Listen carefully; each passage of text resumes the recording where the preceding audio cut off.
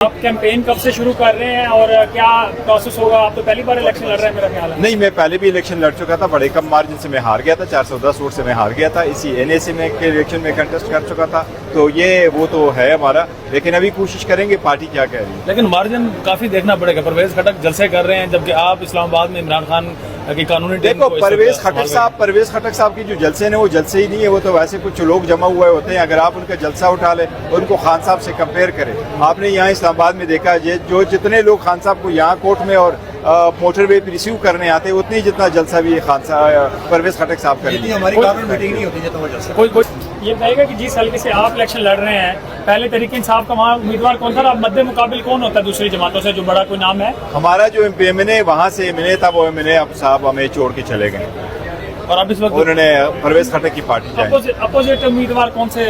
دیکھو سارے پارٹیز کے ہوں گے، جو بھی ہوگا. دیکھیں PTI ایک چیز پہ بڑا بلیو کرتی ہے. ہم یہ نہیں چاہتے کہ ہم انپوزڈ ہو، سارے پولیٹیکل پارٹیز ہو، سب کی کینڈیڈیٹ آ جائے اور ہر پولنگ اسٹیشن پہ ہر کنسٹیچوئنسی میں PTI اور باقی پارٹیوں کی امیدواروں کے درمیان مقابلہ ہو، free and fair and transparent ہو، تاکہ عوام کی جو آواز ہو وہ سنی جائے اور وہی آواز اوپر. کیسر کی جو کل گرفتاری ہوئی ہے، یہ ایک میسج تھا دوسرے بھی رہنماؤں کو کہ اگر کوئی آپ میں سے لڑنے کے لیے کھڑا ہوگا اس کے ساتھ بھی ایسا ہو سکتا ہے. دیکھیں یہ تو ابھی سے نہیں ہو رہا، بہت پہلے سے ہو رہا ہے اور ہم اس کے خلاف ہی لڑ رہے ہیں اور یہ ہم نے بڑی کوشش کی ہے.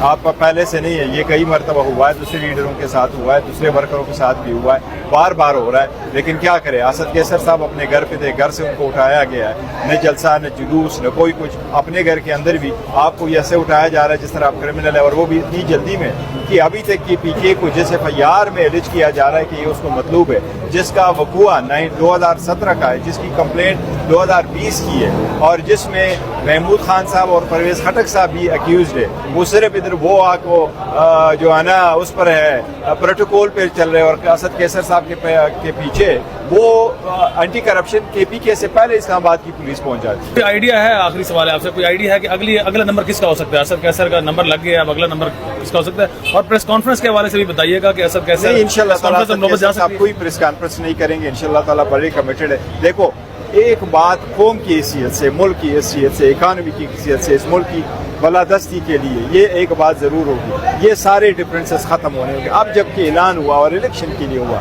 Let's proceed.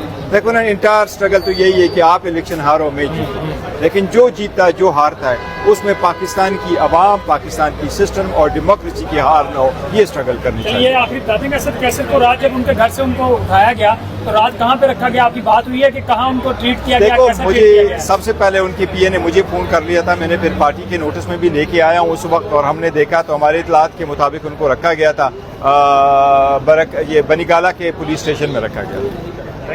دیکھو میں نے تو اناؤنس تو ضرور کر دیا، لیکن سارا کچھ سبجیکٹ ٹو دا اپروول ہے. خان صاحب کی اپروول ہے، پارٹی کی اپروول ہے، پارٹی کی ڈائریکشن کی اپروول ہے. تو ہم نے صرف ارادے بتانے تھے کہ یہ ہم سارے کمیٹڈ ہے، ساری پارٹی کمیٹڈ ہے، اس کے سلسلے میں تھے.